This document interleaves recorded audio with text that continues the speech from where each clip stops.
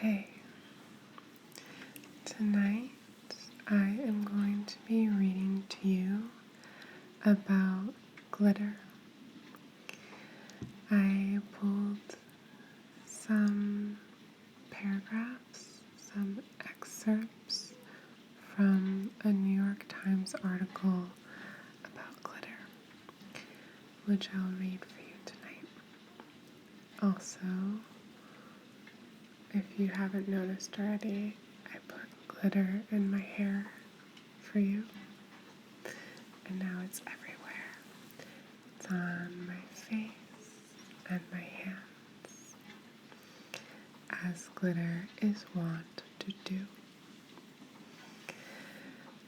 It's also raining quite hard tonight, so you may hear that a bit in the background. I'm not sure what it is, but there is something metal outside that the raindrops are hitting. So, without further ado, I will get into it.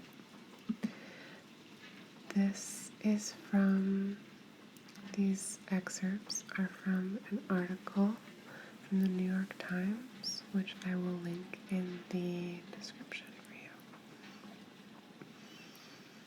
Okay. What is glitter? Aluminum metallized polyethylene terephthalate. Glitter is made from glitter. Big glitter begets smaller glitter. Smaller glitter gets everywhere. All glitter is impossible to remove.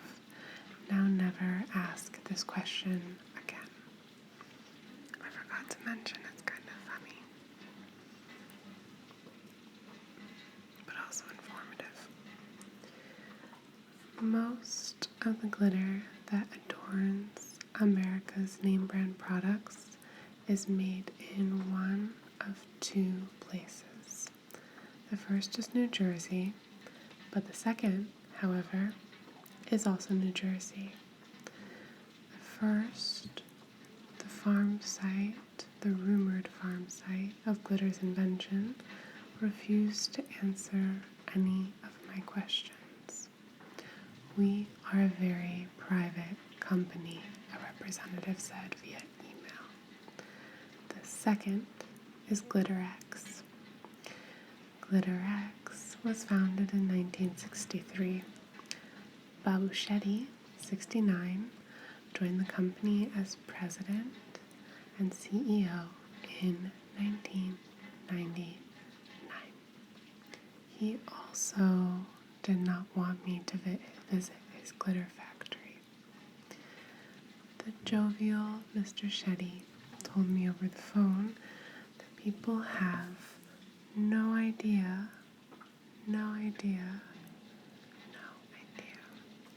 of the scientific knowledge required to produce glitter. That Glitter X's glitter-making technology is some of the most advanced in the world. That people don't believe how complicated it is. That he would not allow me to see the glitter being made.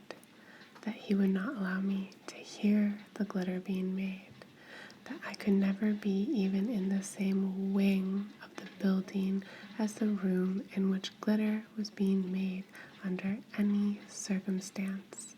That even Glitter X's clients are not permitted to see their glitter being made. That he would not reveal the identities of Glitter X's clients, which include some of the largest multinational corporations in the world. Eventually, one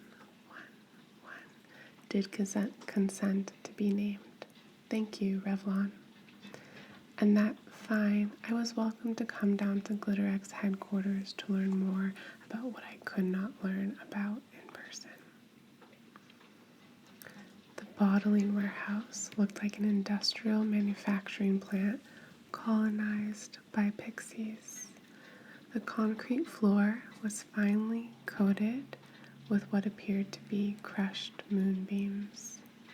The forklift winked with tiny, shiny crimson flecks. The metal coils of the conveyor belt shone with a rainbow crest. And yet, the space gave the impression of being tidy and well swept, not unlike a Dust Bowl kitchen if the prairie topsoil had been Technicolor. Near the entrance, metal shelves taller than a man were laden with 1,000 jumbo jars of glitter samples arranged by formulation, color, and size. Emerald hearts, pewter diamonds, and what appeared to be samples of the night sky collected from over the Atlantic Ocean. There were neon sparkles so pink you've only seen them in dreams, and rainbow hues that were simultaneously lilac and mint and all the colors of a fire. On one shelf, hundreds of jars of iridescent white fairly glowed. The prettiest shade was slightly violet. My guides through the glitter kingdom were Lauren Dyer, a GlitterX manager, and Jeet Shetty, who worked alongside his father. The biggest seller, they told me, is always silver.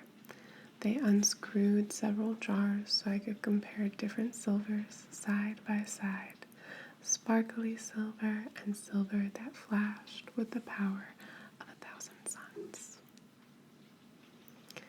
I met the elder Mr. Shetty in a conference room in the front of the office, where he breezed through several advanced textbooks worth of chemical engineering in an attempt to tell me what glitter was. This polyester film, he began, picking up a strip of clear material about 5 inches wide, people might know as mylar. It's the same polymer as used in a water bottle, so it's FDA approved. If you cut this, you get clear glitter. The bulk of GlitterX glitter is made from plastic, though some varieties come from other sources, like aluminum. Clear glitter looks like tiny pieces of dead jellyfish.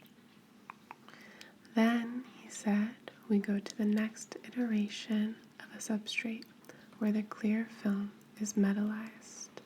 He picked up a shining silver strip of material. Potato chip bags start with the same polyester film. It's metallized with aluminum. Metallization, he explained, is the process by which aluminum is deposited on both sides of the film. This made sense in theory, but how could aluminum go from being not on the film to being on the film without at least some Scotch tape? They evaporate aluminum and deposit it on it, said Mr. Shetty. This made sense in theory, but how could aluminum be evaporated? It's a very, very thin layer, he said. They put it in a vacuum chamber, then evaporate the aluminum. With heat, his son added. What are they evaporating out of it? I asked. Aluminum, said Mr. Shetty. I have no idea how humans figured out how to do that, or why it occurred to them to even try, but it sounds very expensive. Holographic glitter is made by embossing a fine pattern onto the film so that the surface reflects different colors of light in different directions. There is nothing intrinsically rainbow-colored about the glitter itself. Contrast this with more subtle, iridescent glitter, which reveals various luminous colors depending on the angle at which it is viewed, and is made from a multi-layered clear film composed of polymers with different refractive indexes.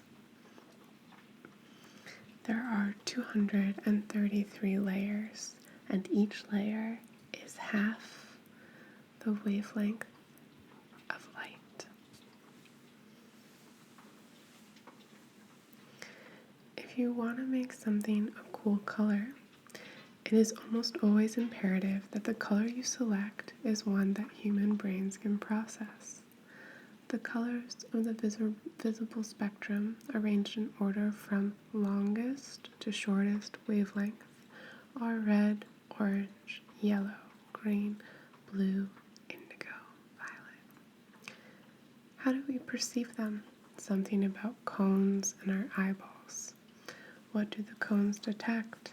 Light waves in lengths between 400 and 700 nanometers. How long is a nanometer? The width of a human hair is the size of about 80,000 to 100,000 of them. What is the perfect thing to say to shatter my fragile sanity? Mr. Shetty says each layer is over 230 nanometers. It's impossible to recreate the light-catching effect of glitter without using tiny particles of something, which means that if an object looks glittery upon closer inspection, like a credit card or a football helmet or a jet ski, there are good odds that it contains glitter. Researchers and zookeepers sometimes mix glitter with animal feed to track animals via sparkly feces. Plywood manufacturers insert hidden layers of colored glitter in their products to prevent counterfeiting. Because glitter is difficult to remove completely from an area into which it has been introduced, like Mauve's hair, and because individual varieties can be distinguished under a microscope, it can serve as useful crime scene evidence. Years ago, the FBI contacted GlitterX to catalog samples of its products. The tiniest glitter GlitterX makes is 50 by 75 microns. A micron is 1,000th of a millimeter. The minimum order size the company will fill is enough to supply sparkle to 500,000 bottles of nail polish, by Mr. Shetty's estimation, which is 10 pounds of nail polish. Prices vary depending on particle size, the formulations, and combinations of polymers involved, but at the upper end, which is to say the smaller end, a 10-pound plastic bag of glitter costs about $1,000. So 10 pounds of glitter, not nail polish. The company offers over 10,000 varieties. This was all very forthright, but it did not explain the air of oppressive secrecy that seems to permeate the glitter industry. Did GlitterX worry that I would describe its equipment so accurately that readers might construct their own machines to manufacture their own glitter in bulk quantities? When I asked Mrs. Dyer if she could tell me which industry served as GlitterX's biggest market, she answered immediately, "No, I absolutely know that I cannot tell you." I was taken aback. "But you know what it is." "Oh God, yes," she said, and laughed. "And you would never guess it," she said. "Let's just leave it at that." I asked if she could tell me why she couldn't tell me. She said, "Because they don't want anyone to know that it's glitter." I said, "If I looked at it, I wouldn't know that it was glitter?" She said, "No, not really." I said, "Would I be able to see the glitter?" She said, "You'd be able to see something, but yeah, I can't." I asked if she would tell me off the record. She would not. I asked if she would tell me off the record after this piece was published. She would not. I told her I couldn't die without knowing. She guided me to the automotive-grade pigments. So, what is glitter? An intangible light effect made physical, mostly plastic and often from New Jersey. An object in which the inside of a potato chip bag meets the aurora borealis. That is glitter. I hope you enjoyed this video. I highly recommend the article if you want some light reading. Another interesting article, which I will also put in the description box, is about the industry and secrecy surrounding white paint and patents for making the purest white. And it is also very secretive. I hope that you are doing so well